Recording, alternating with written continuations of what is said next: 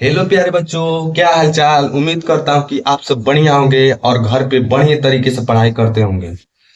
तो ये वीडियो आप सभी प्यारे बच्चों के लिए जो कि इस बार 10th का एग्जाम देने वाले हैं और जिनको बिल्कुल शुरू से कुछ तैयारी नहीं हुआ है, वो इस वीडियो को देख लें। इस वीडियो में हम आपको 10 नंबर देने वाले हैं प्यारे बच्चों, वो भी 10 नंबर बिल्कुल फ्री में देने वाले हैं।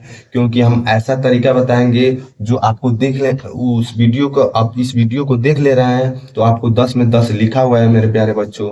10 में 10। तो सबसे पहले आपको सबसे जरूरी जरूरी है हमारा 10 नंबर में जीवन परिचय याद करना है। ये 10 नंबर का रहता है हमारा प्यारे बच्चों। 10 नंबर में 5 नंबर हमारा लेखक का रहता है और 5 नंबर हमारे कवि का होता है। तो लेखक में हम आपको एक याद करना होता है और एक कवि में याद करना होता है। तो आप एक याद मत कीजिएगा मेरे प्यारे बच्चों, आप दो लेखक का जीवन परिचय याद कर लीजिएगा और दो कवि का जीवन परिचय याद कर लीजिएगा। क्योंकि एक एक इसका लिखना होता है, लेखक का लिखना होता है और एक कवि का लिखना होता है। तो लेखक का अगर आपको दो याद रहेगा तो आपको तीन पूछता है, तीन में किसी एक का लिखना होता है और कवि में भी किसी एक ही का लिखना होता है। तो कवि भी मतलब कवि जो है इसमें भी आपको दो याद करना है और लेखक में भी आपको दो याद करना है। तो ये दोनों में से एक एक पूछता है तो आपको तीन मतलब तीन आएगा। मतलब निम्नलिखित में से किसी एक का जीवन परिचय लिखिए। शब्द सीमा हमारा कितना रहता है? 80 रहता है। मतलब हमको जीवन परिचय जो रहता है उसको 80 शब्द में लिखना होता है। तो 80 शब्द में हमको कैसे लिखना है हम इस वीडियो में आपको पूरी बढ़िया तरीके से बता रहे हैं कि 80 वर्ड हमको कैसे लिखना है और बिल्कुल आसान तरीके बताएंगे कि हमको किस तरह लिखना है। तो सबसे पहले हमारा आता है रामचंद्र शुक्ल। रामचंद्र शुक्ल पहले आता है और दूसरा होता है जयशंकर प्रसाद और तीसरा होता है हमारा डॉक्टर राजेंद्र प्रसाद। मतलब लेखक में हमको ये तीन में किसी का भी मतलब दो याद करना होता है। एक मतलब एक पूछता है आपको दो याद करना है। क्योंकि आपको दो किस लिए याद करना है? क्योंकि तीन पूछता है, तीन में से आपको दो याद रहेगा तो किसी का भी आप एक एक लिख देंगे, आपको कोई दिक्कत नहीं होगा। और कवि कवि कवि में भी एक ही पूछता है तो कवि में भी आपको दो ही याद करना है। क्योंकि इसमें भी तीन पूछता है तो तीन में से किसी एक का लिखना होता है, आपको दो याद रहेगा तो आप एक को आसानी से लिख देंगे। तो सबसे पहले हम बता देते हैं कि जीवन परिचय किस तरह लिखना है हमको। बहुत प्यारे बच्चे मतलब बहुत से बच्चे होते हैं जो जीवन परिचय डायरेक्ट लिखना चालू कर देते हैं, ये सबसे गलत तरीका होता है। बहुत से प्यारे बच्चे होते हैं मतलब जैसे देखिए जीवन परिचय लिखेंगे ना तो डायरेक्ट इस तरह लिखेंगे, जीवन परिचय। अब यहीं से लिखना चालू कर देते हैं, ये सबसे गलत तरीका है मेरे प्यारे बच्चों। ऐसे नहीं लिखना है। आप ऐसे लिखेंगे तो आपको आपका जो एग्जाम मतलब एग्जामिनर होगा वो नंबर तो देगा बट बहुत कम देगा। जैसे 5 नंबर का है तो आप लिखे यहाँ से यहाँ तक तो आपको 3 ही नंबर देगा, 2 नंबर काट लेगा। ऐसा क्यों? क्योंकि वो आप जीवन परिचय तो लिख देते हैं लेकिन बढ़िया तरीके से वो मतलब नहीं लिख पाते हैं। तो बढ़िया तरीका क्या होता है हम आपको बताते हैं कैसे लिखना है। तो बढ़िया तरीका है, हमको सबसे पहले किसी का जीवन परिचय लिखना है तो उसका जो मेन मेन कीवर्ड होता है उसको हमको सबसे पहले लिख लेना चाहिए और उसको हमको गोले में कर लेना चाहिए ताकि एग्जामिनर यही देख के हमको यही तुरंत 5 के 5 नंबर देते हैं, उसका समय भी बच जाए और आपको 5 नंबर भी मिल जाए। तो सबसे पहले हमको क्या लिखना है? तो सबसे पहले जैसे मान लीजिए कि हमको रामचंद्र शुक्ल जी का जीवन परिचय लिखना है। तो रामचंद्र शुक्ल जी का जीवन परिचय लिखना है तो सबसे पहले हम नाम लिखेंगे। तो नाम लिखने के बाद हम उनका जन्म मतलब जन्म लिखेंगे, किस सन में उनका जन्म हुआ था। तीसरे में हम लिखेंगे जन्म स्थान, मतलब उनका स्थान किस जगह मतलब वो जन्म हुआ था उनका किस स्थान पे।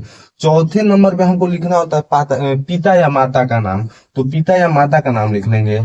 पांचवे में हमको रचनाएं उनकी मतलब कौन कौन सी उन्होंने रचनाएं की थी उनका नाम लिखेंगे। रचनाएं भी ज्यादा नहीं लिखना होता है, 2 से 3 रचनाएं लिख लीजिए वही बहुत है।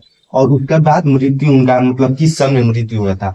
तो सबसे पहले हम रामचंद्र शुक्ल का मतलब देख लेते हैं, मतलब लेखक में देख लेते हैं जीवन परिचय। सबसे पहले नाम रामचंद्र शुक्ल। अब इनका जन्म कहाँ हुआ था, जन्म किस सन में हुआ था? तो इनका जन्म हुआ था हमारे प्यारे बच्चों 1884 ईस्वी में। इनका जन्म कब हुआ था? तो 1884 ईस्वी में इनका जन्म हुआ था। इनका जन्म स्थान कहाँ था? तो जन्म स्थान इनका हुआ था अगोना। कहाँ पे? बस्ती जिला, बस्ती जिला। बस्ती जिला में अगोना नामक ग्राम में हुआ था, ठीक है। और पिता का नाम क्या था? तो पिता का नाम इनके क्या था? चंद्रबली। चंद्रबली शुक्ल था। इनके पिता का नाम चंद्रबली शुक्ल था। इनके माता का नाम विभासी था, मतलब विसाभी था, विसाभी, सॉरी, विसाभी था। विसासी था, विसासी माता का नाम। यहाँ पे लिखिए माता का नाम। अब ये रचना है, ठीक है।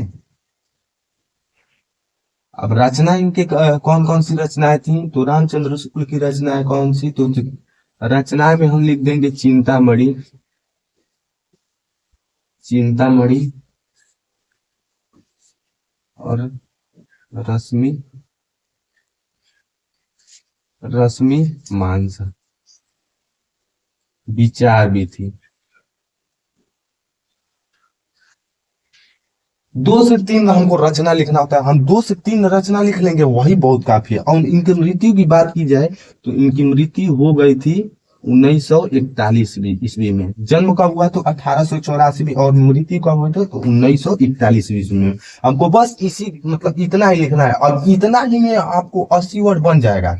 इतना ही में आप जोड़ जाड़ के 80 वर्ड तो बना ही लेंगे। जैसे देखिए, तो हम जीवन परिचय में अब नीचे लिखेंगे जीवन परिचय। तो जीवन परिचय में हम क्या लिखेंगे? तो जीवन परिचय में लिखेंगे आचार्य रामचंद्र शुक्ल। नाम क्या है इनका? रामचंद्र शुक्ल। तो लिखेंगे आचार्य रामचंद्र शुक्ल जी का जन्म। अब जन्म कब हुआ था? तो 1884 ईस्वी में। जन्म स्थान तो आचार्य रामचंद्र शुक्ल जी का जन्म बस्ती जिले के अगोना नामक ग्राम में हुआ था।